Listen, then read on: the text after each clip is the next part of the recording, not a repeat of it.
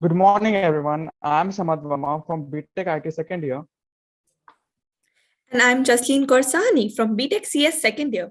And we welcome you all today on this beautiful Saturday morning for an interesting session on Brainstorm to Brandstorm to learn tricks about dealing with the cutting throat competition that exists in today's world.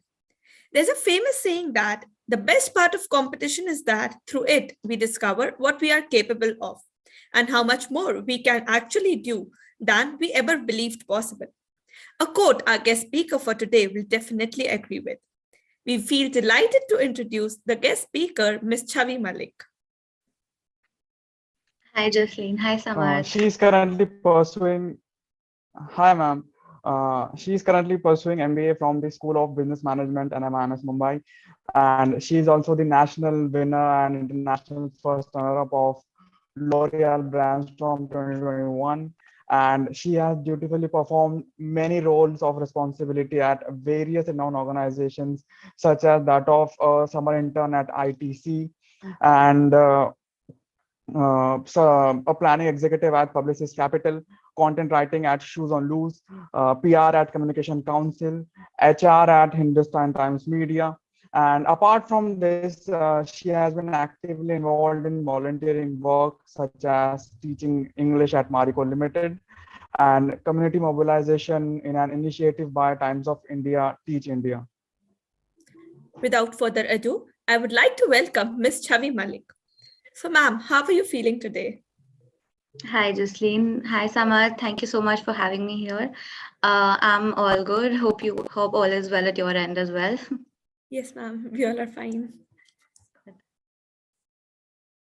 So, ma'am, I would like to proceed. As you're the national winner and international first runner-up at L'Oreal Brandstorm 2021. So, what is exactly what is this competition all about, and what is the importance of this competition? Is it something like all the regular competitions, or there's something different in it? Okay, so L'Oreal, as everybody knows, the global leader in beauty, has been running Brandstorm, its flagship business case study competition, for the last 30 years now, and the company sees it as a chance for young enterprising minds across the globe to come together to change the landscape of beauty for the better. Right, it's a way of giving them a chance to level it up, to say. So it's also a L'Oreal's way of really scouting for young talent. Um, as opposed to going through the traditional way of conducting interviews and placement processes, this is a completely different way to scout for young talent that is there and that can make a mark in the company itself.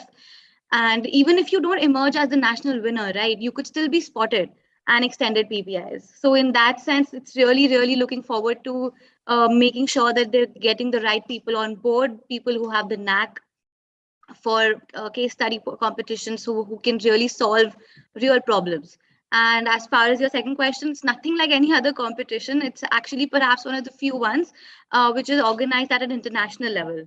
And only competitions, I mean, it's also a structured one. So you have multiple rounds, and each round has its own specific deliverables.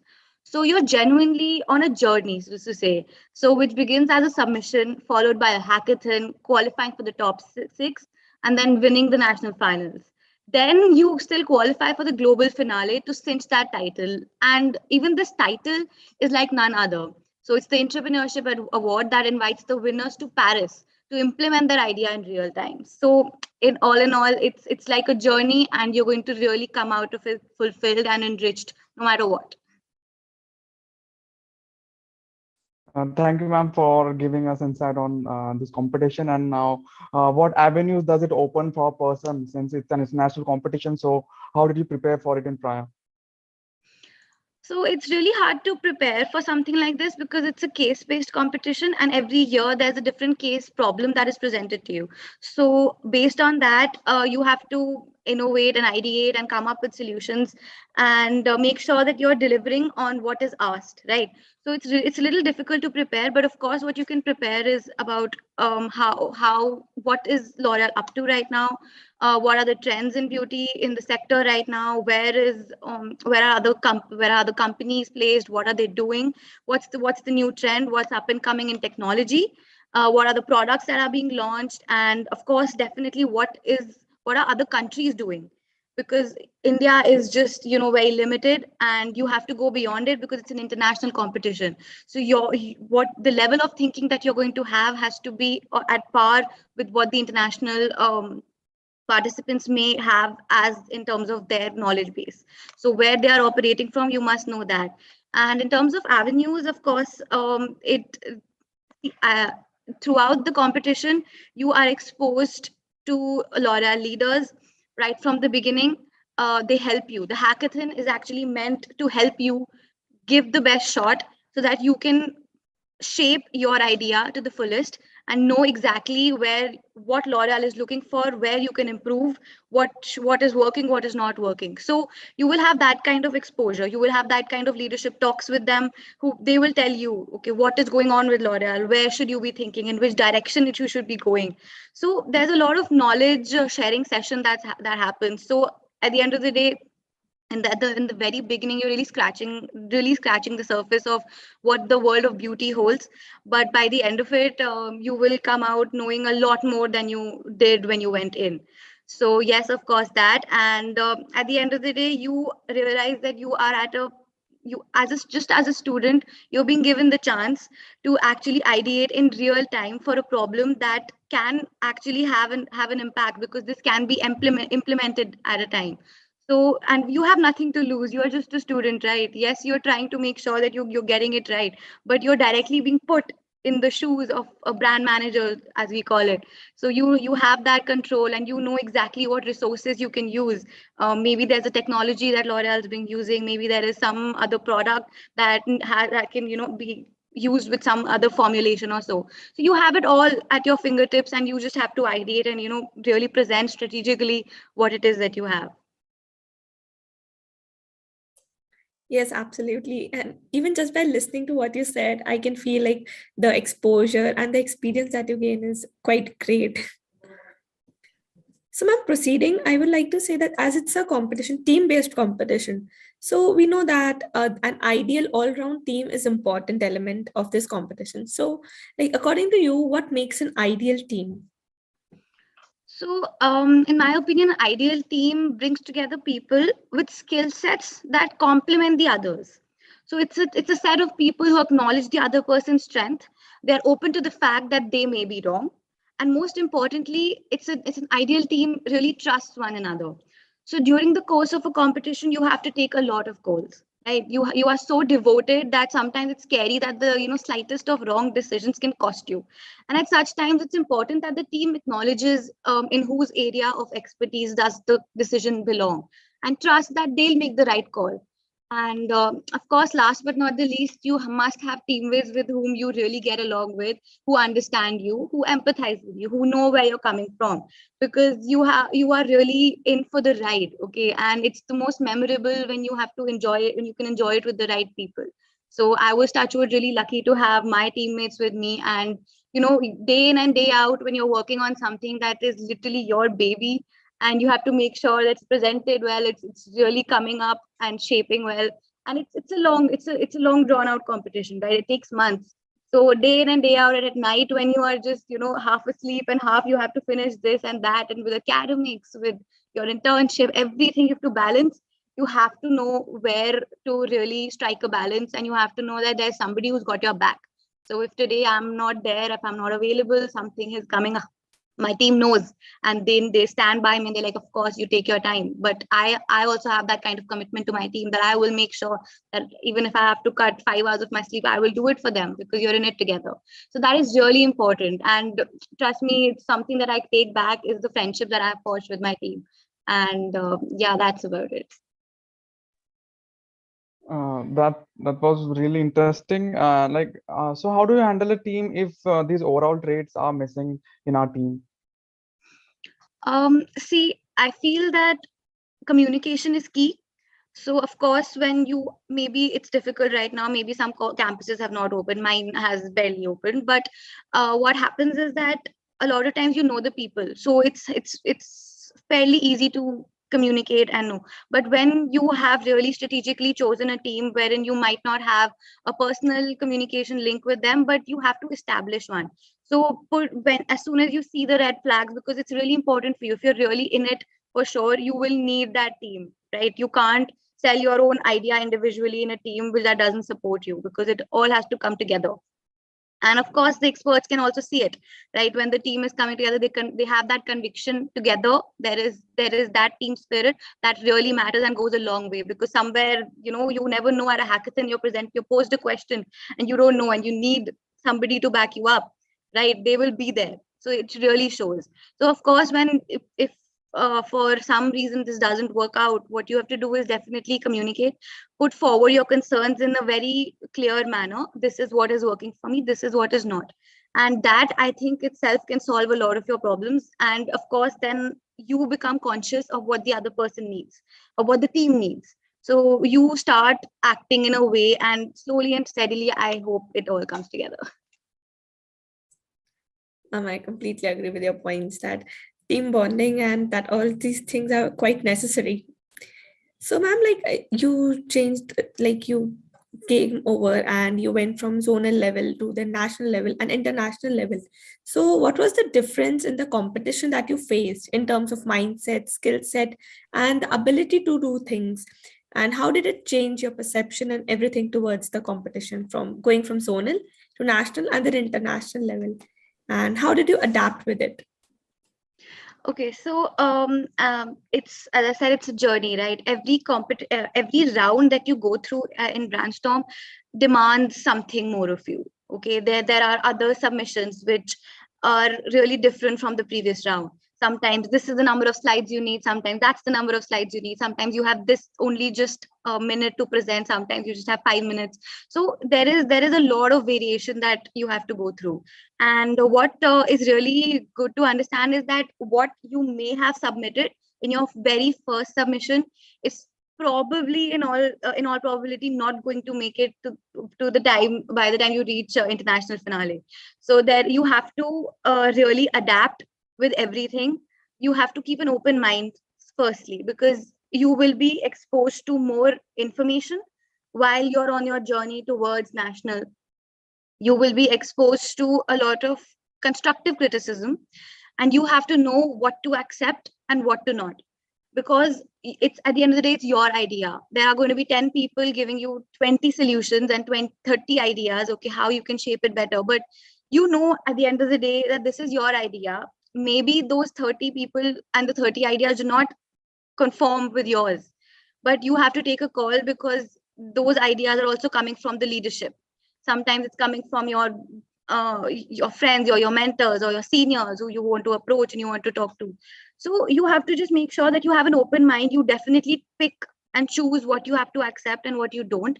And of course, there's a great emphasis to be put on your articulation, because the time, as I said, the time changes. 5 minutes, it's 2 minutes, or something or the other. So you have to make sure that you can present and deliver the same story that you're trying to tell and you're trying to sell within the time span, no matter what the time limit there is.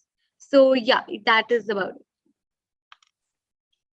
And ma'am, what things that the panel of experts are actually looking for, and how should we ideally present it?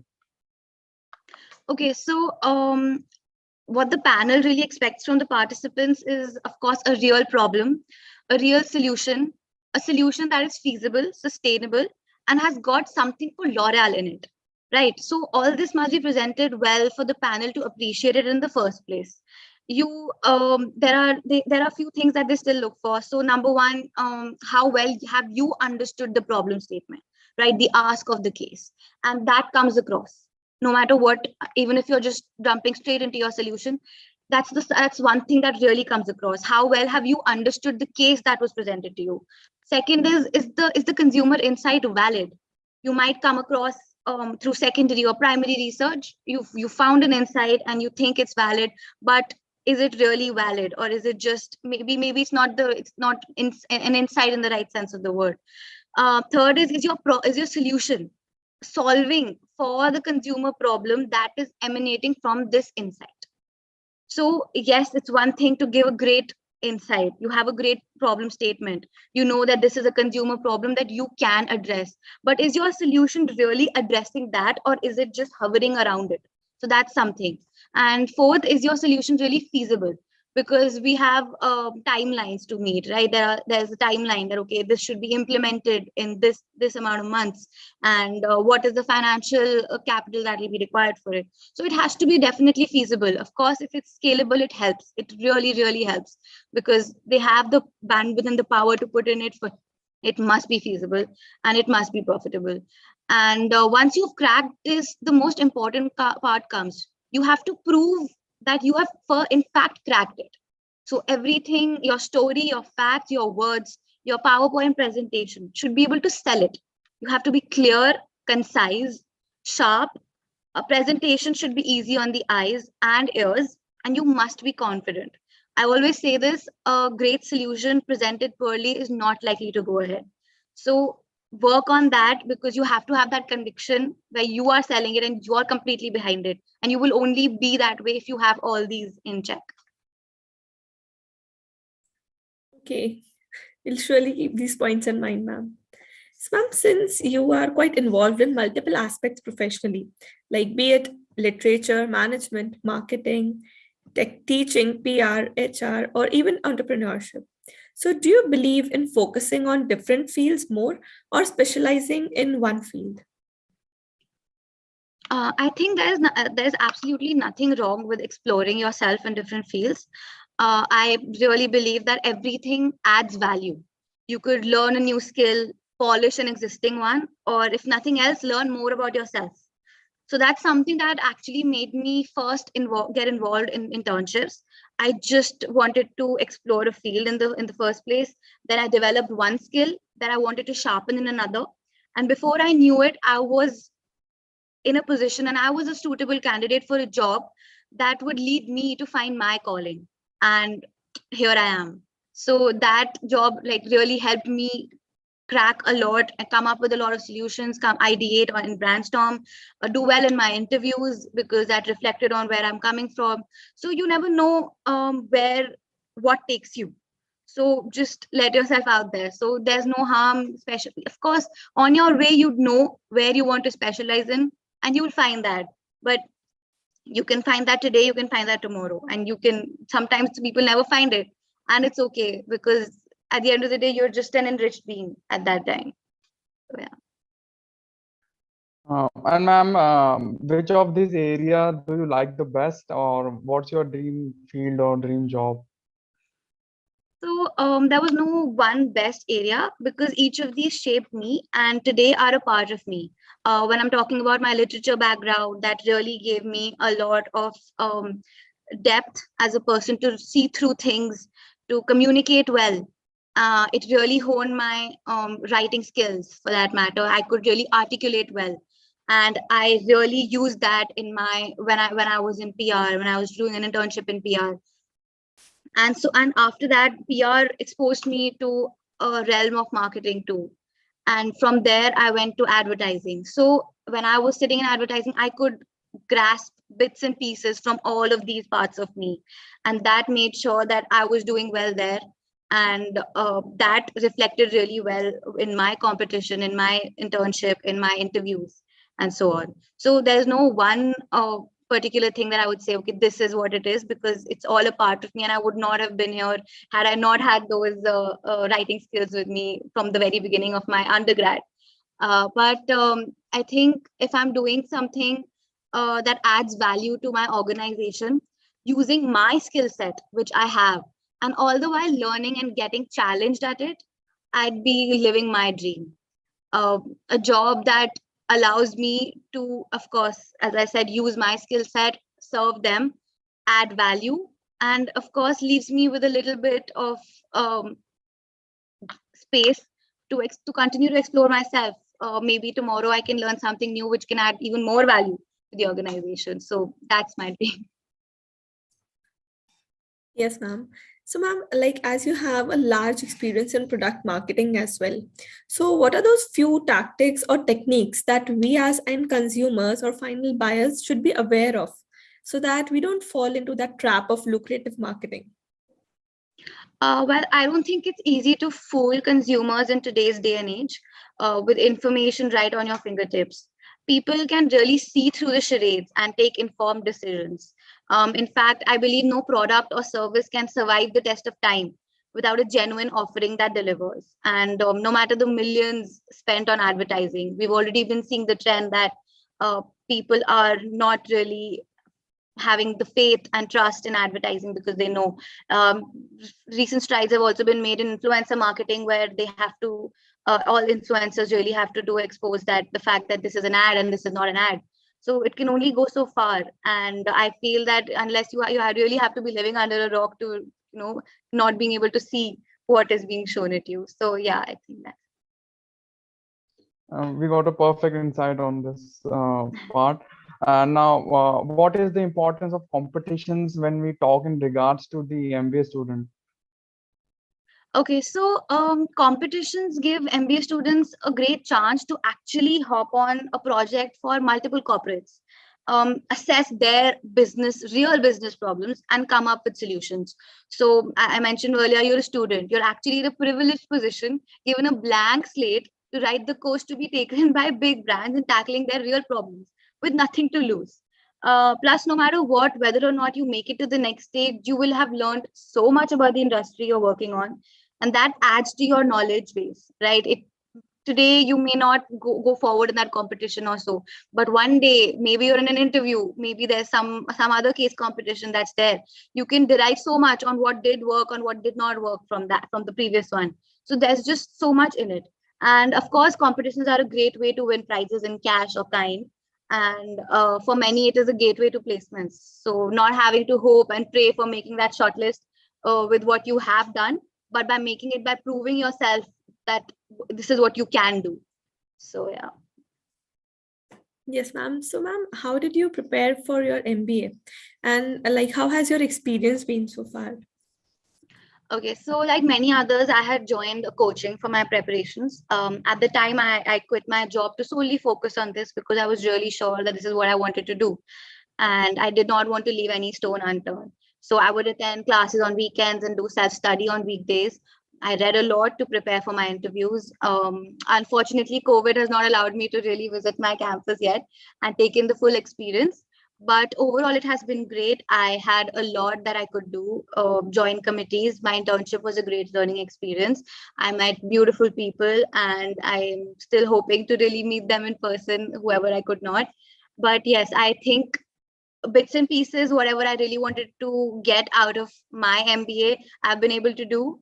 Of course, with a pinch of salt that I'm not in the campus physically with everybody. But yes, and Brandstorm, of course, has been the highlight of my journey. So it only goes to show that a lot can happen through this boxed Zoom session that we're having right now. The same is for us. We are also eager to visit our campus as we are also not visited it yet. No, I understand completely. So ma'am, since NMR, yeah, since NMS is one of the top business schools, so before how does one make sure that they are the strongest and most eligible candidate, and how do we make sure that we are standing apart from the competition? Okay, so with your scores in NMAT, that's just your gateway, right? Your entry point to the selection process. You have, as opposed to many other colleges, you have a case again over here. There's a case discussion that takes place. I mean, of course, that happened at my time, and I'm sure it continues right now. So in that, you have to make sure that you might not have the best idea.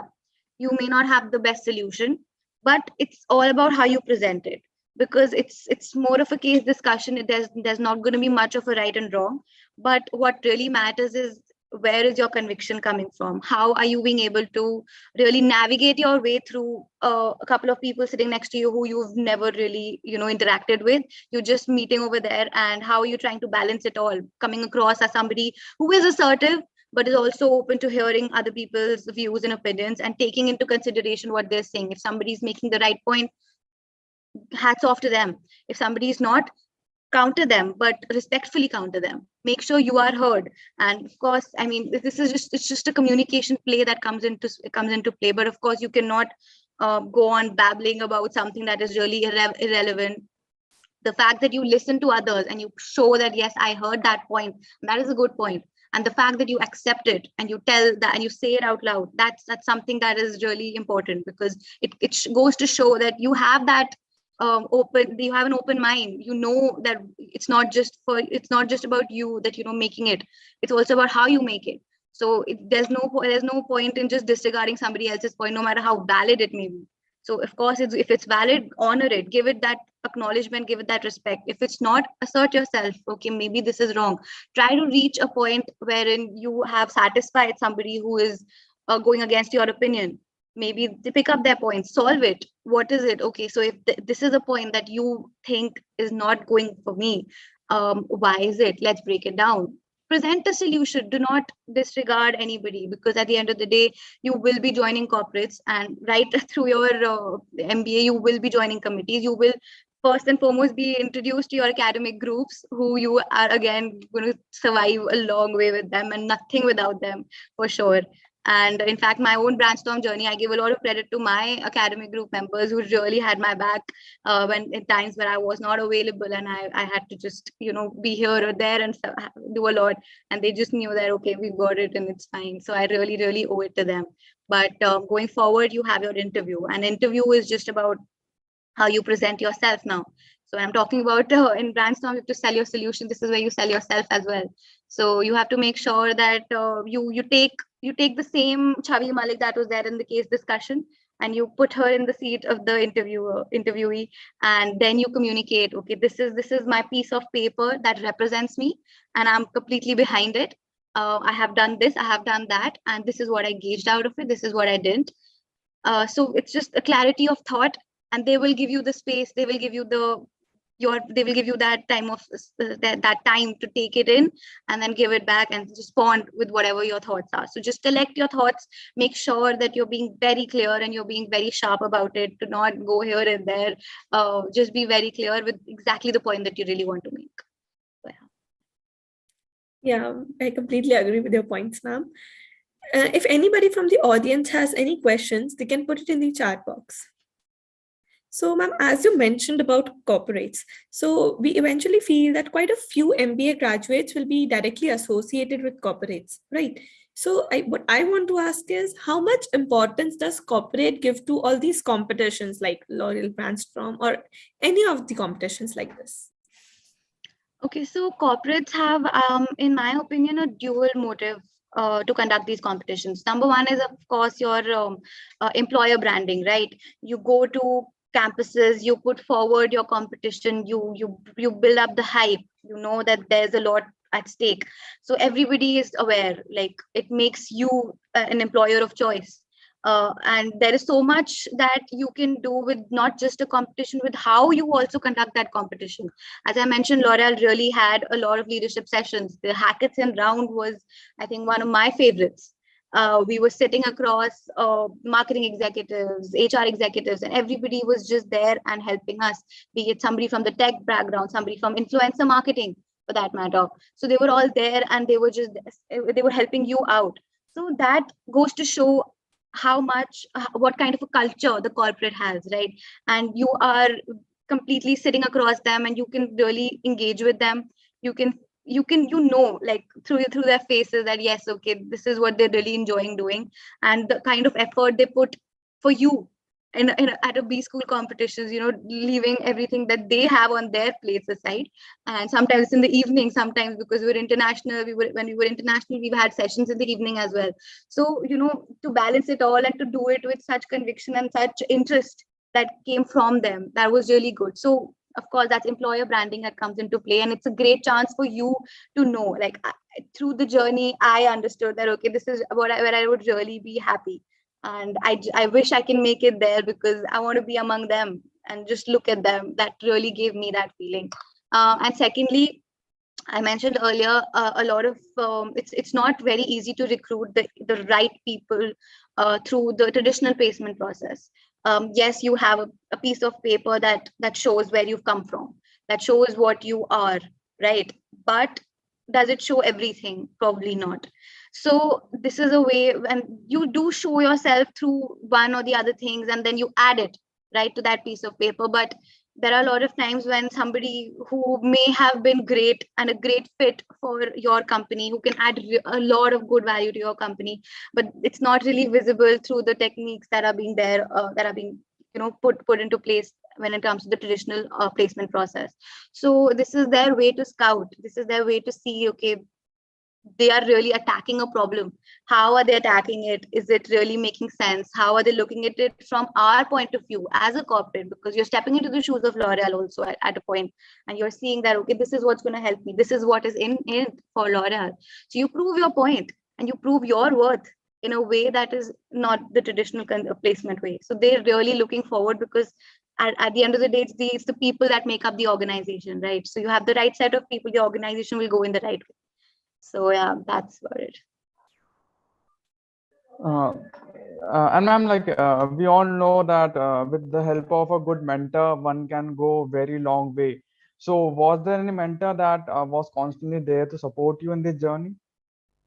Right. So we had our professor, Mr. Sriram. He's actually been associated with a couple of teams prior to ours as well, and so we call him like the Brandstorm legend to say. So he's been he's been with us throughout. He's been really supportive at odd hours of the night, and he was just there. He was always there to listen, and he was always there to appreciate and acknowledge the fact that where are we coming from. He was listening to us with open ears. He was just putting in his opinion, his he would help us, guide us in a direction to say. And at every stage we would approach him and we would say, okay, so we're done, we're ready, do you want to hear it? And so on. And he was there with his open arms, and he was like, welcome. He was like, please go ahead, and I'm here. And he would give us such constructive feedback and criticism that it would keep us up at night, that okay, he said this, so now let's think about that.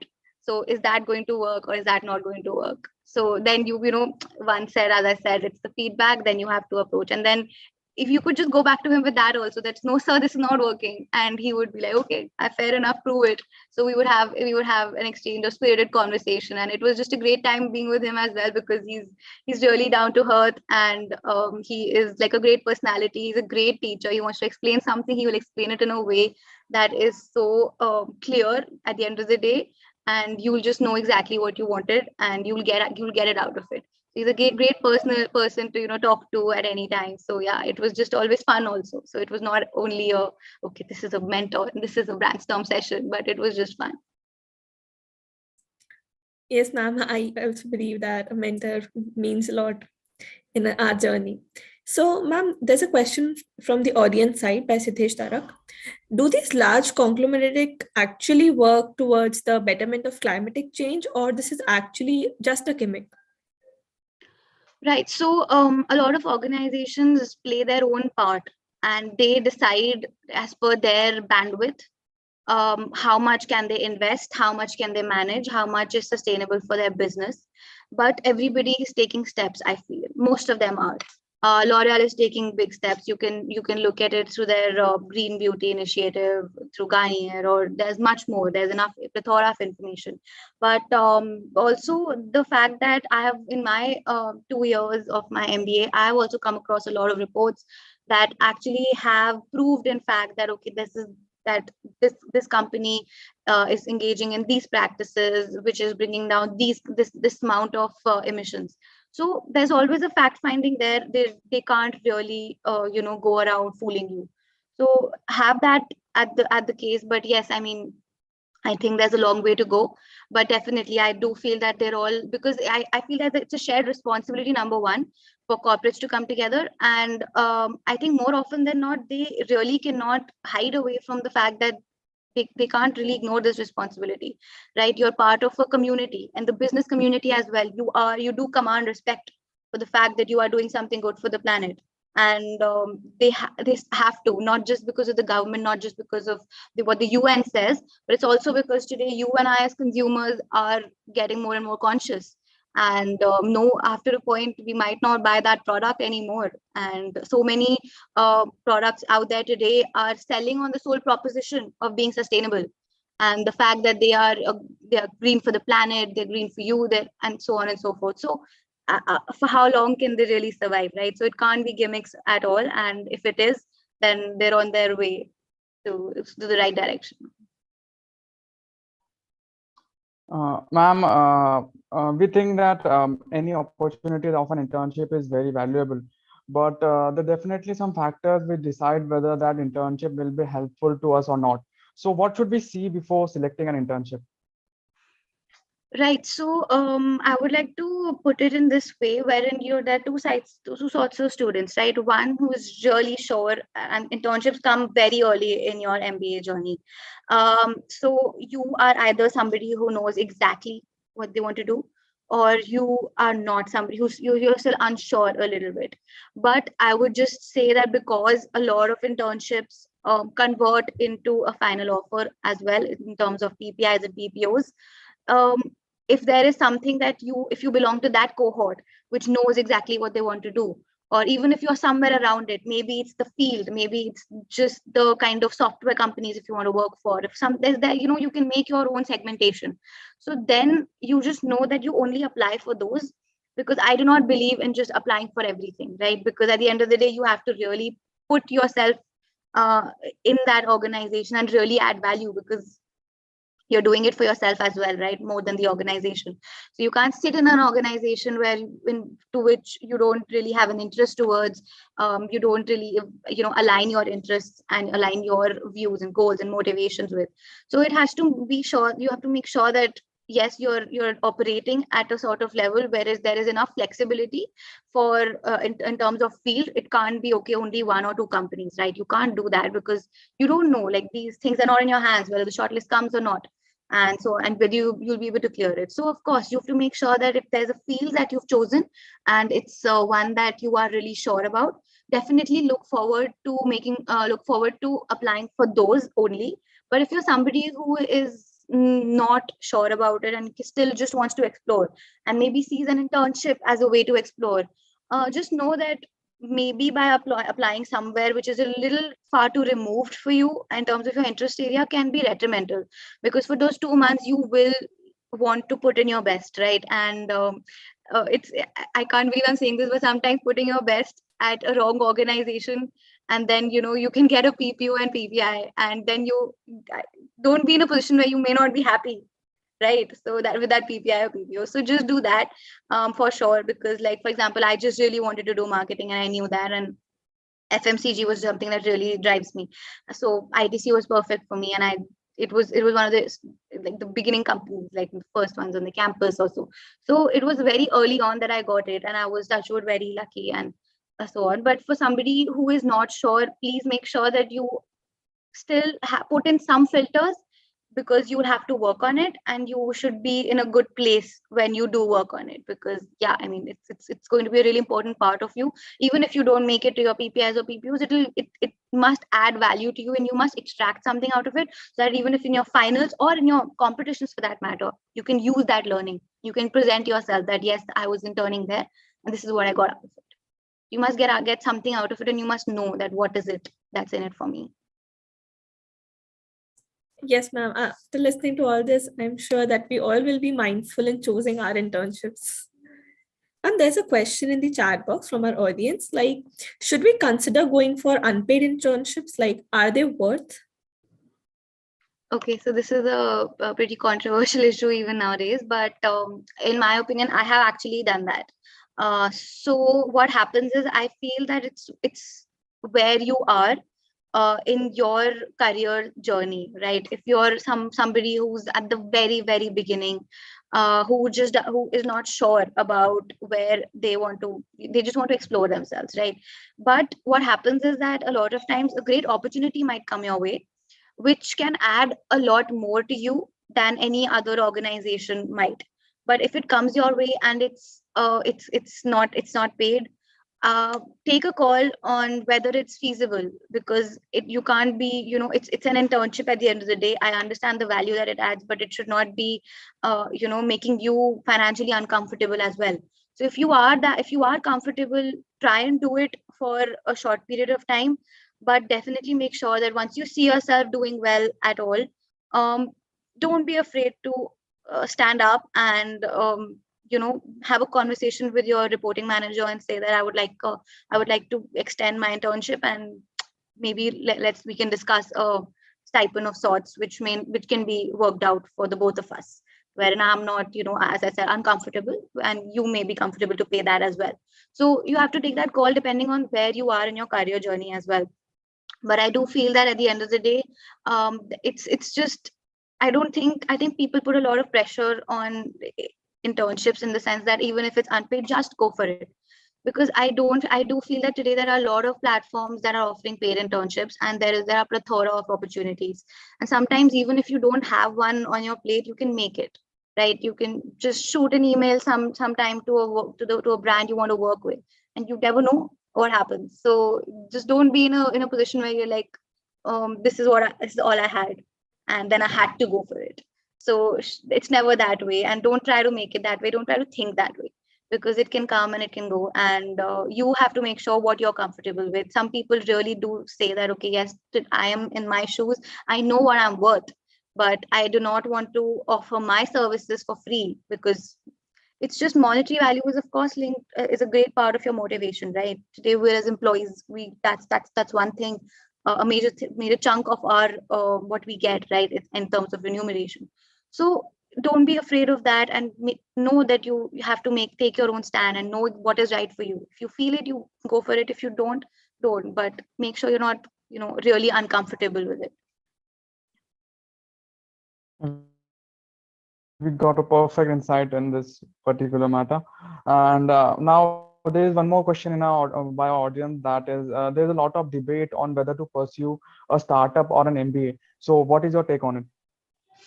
I believe it's very subjective question.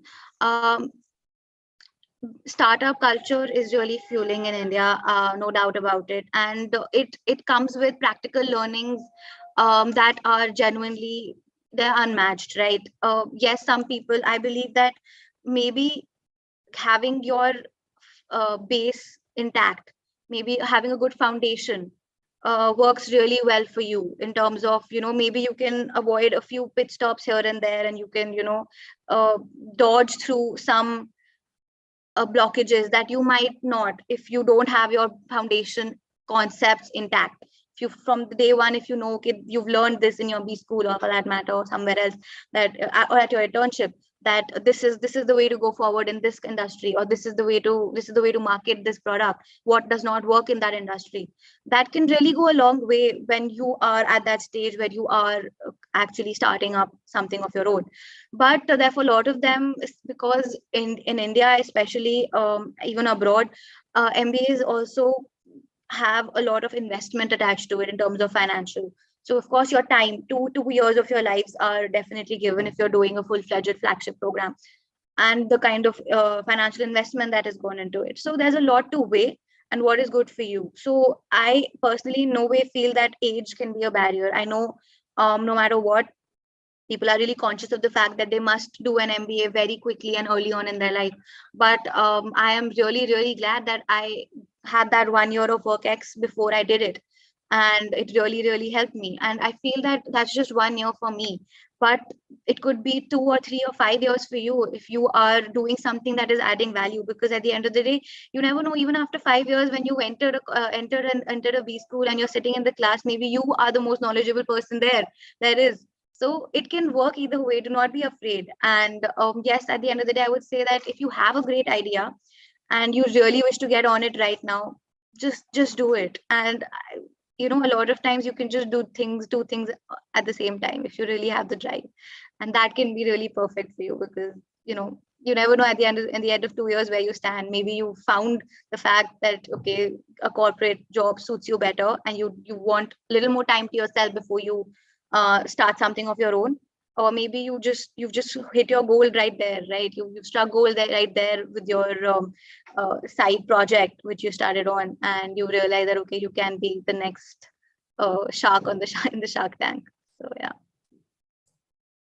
Yes, ma'am, I completely agree with this. So ma'am, there's another question from our audience, that how did you come across L'Oreal Brandstorm? Oh, that was easy. So, actually, NMIMS School of Business Management, Mumbai, we have been doing fairly well at this competition. Even our seniors were national winners in the previous year. So, Brandstorm is sort of like, you're an NM student, you have to know about it. You just do know about it because, of course, it's in the news. As I said, it's one of the very prestigious platforms there is for international at an international level for B school students. So it's there. It has a lot of traction in any sense, and of course, Doral has a great way of reaching you, and they are there on their platforms. You must be there. That you just know that even in the beginning of your MBA as a first year student, you just know that okay, somewhere at the fag end of the year, this competition is going to open. So you know that. So it was just fairly easy. Of course, a lot of people are very much active on Dare to Compete, and which is where Laura really hosts it. And yeah, you can't miss it. And I'm sure that from now on, people from my university too will never miss on this type of competitions. Uh, and ma'am, you have also shared a lot of posts related to NMIMS Mumbai's corporate relations, which organizes a lot of events. So how far do you think guest lectures have an impact on students, and how important are these apart from studies? Okay, so guest lectures, I believe, so a lot of them are revolving around topics that are really topical, right? You know that there is something that's going on, and somebody from a very renowned organization is coming your way, and they will be delivering something. I just think it's really fruitful to a lot of them, and I just really believe that it's at the end of the day, it really depends on the speaker and your interest area as well. Sometimes you just do not connect with that issue or that topic, and that's fine, that's fair. But I have mentioned this earlier in this very conversation that somewhere or the other, even if there's somebody who's coming in with a topic that does not interest you, says 100 things about something, but maybe just one stick to you, and maybe one day you're sitting at an interview, and that thing pops in your head, and you can answer better. So you never know where it takes you, and of course there is a lot of times you might have questions which are to a corporate you would like to ask, and sometimes you come across some post on LinkedIn or somewhere or the other, and you say, why can't they do this? Shouldn't they be doing this? Do you think they're doing this right now? Somebody asked me that are you really do you think corporates are really working on reducing global warming and making their efforts? The number of times a lot of students have asked the same questions to corporates directly is insane. So it's just a great way to really connect, and if you have any questions for that matter, just go for it, and that's what they're there for. So yeah, it really helps in whatever way possible, but yeah, a lot of them sometimes can hurt. Absolutely right, ma'am. So, ma'am, is going abroad for work or studies really worth it? Okay, so you have to really look at it from a point of view of what it is that you want to extract out of it, right? If somebody who is really looking for some global exposure, somebody who's really looking forward to shaping their own personality for that matter, somebody who wants to really engage with different cultures, it's one of the things that you cannot offer at your own in your own geographical country, and the B schools operating in that. So what happens is that if you have the bandwidth, which is your financial bandwidth as well, definitely go for it. They add a lot of value, because at the end of the day, I feel that your cohort, your peers, and the level that the B school operates at, for that matter, it really helps. It really helps shape you, because at the end of the day, yes, a lot of concepts, a lot of to say coursework can be taught, and you can read it yourself. You can go through a lot of it. Sometimes there are just lectures in which you can completely understand something exactly how it is. But that is true of a lot of other institutions, India or abroad. If they just have a different perspective to it, right? At the end of the day, what happens is what you take out of it. If you want to take out, if you want to settle in India, you're very sure about it, there's not much of a point for sure. But yes, when you come back and there's an MNC over here that is going to look at you and know that yes, you have worked and you have fared well at an organization and in an international college. They know that you do possess certain skill sets that may be unmatched in comparison to any other Indian school student. So everything adds value if you have it, and there are scholarships available. You have it in you really want to go, just go for it. Do not think as much. But yes, I would say that have a filter. Do not just apply anywhere and just go anywhere. Have a filter, because a lot of Indian B schools and colleges are rank way higher and provide much more learning and much more benefit as compared to any other international one. And ma'am, how did you utilize your COVID times and living through the online world to your advantage? So is there any new skill or domain that you explored in this time? Okay, so most of my COVID and lockdown part went into stabilizing myself and just keeping my sanity intact, for the fact that I was really looking forward to going for my MBA, and it happened just then. And there was always some hope that okay, the next 3 months, just next 2 months, and the next month, and that month never came, and things went from bad to worse. So a lot of it really went into making sure that I bounce back and I am able to devote myself and put in all my energies in place. Apart from that, what really helped me was reignite my passion for reading. I love to read, and I started reading a lot. I started dabbling in a few courses here and there, and I tried to really like. And these are courses that are available for everybody, be it in HubSpot, which is your in terms of uh, the marketing or the marketing courses that are available at HubSpot, or whether it is the digital marketing one at Google, so on and so forth. So what I really did was try to make sure that I'm managing my time. I also tried cooking, which is something that is really not my strong suit. And I tried to make 2-3 things, at least 2 of them turned out well. And then that gave me the confidence, and that made me realize that, okay, you can do this. It's not really impossible, and it's not no rocket science, but maybe not maybe not today or tomorrow. You may have it in you to make different cuisines as well. So I broke that for myself, because I just never cooked, and I really believe that I don't have the hands on me for that.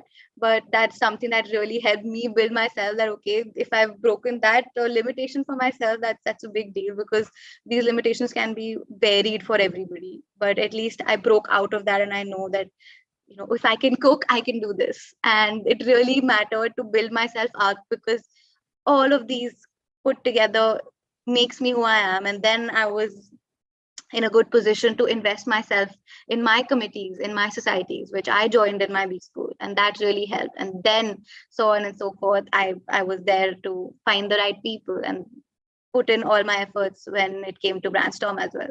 So yeah. Yes, ma'am, I agree, as I can completely relate with what all you said. So, ma'am, what is that one thought that you would like to leave the audience with?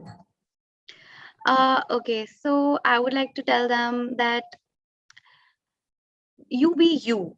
As a student, there is a lot that you can extract. There is a lot that is on offer from corporates, from internships, from B school, from your academics. There's a lot that is on offer.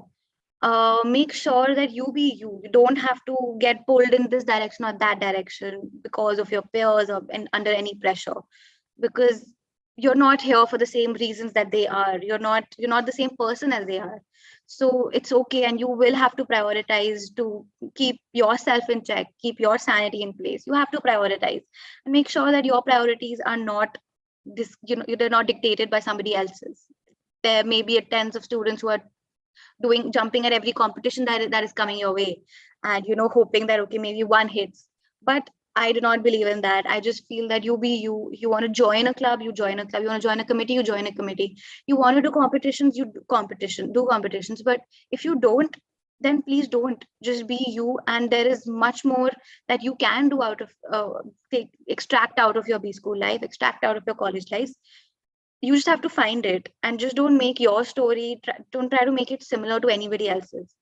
Yes, if anybody really wants to take part in competitions, my one suggestion would be, please do not go for each and every one of them, because let's face it, you are no I mean, who are you to have an interest in everything possible, right?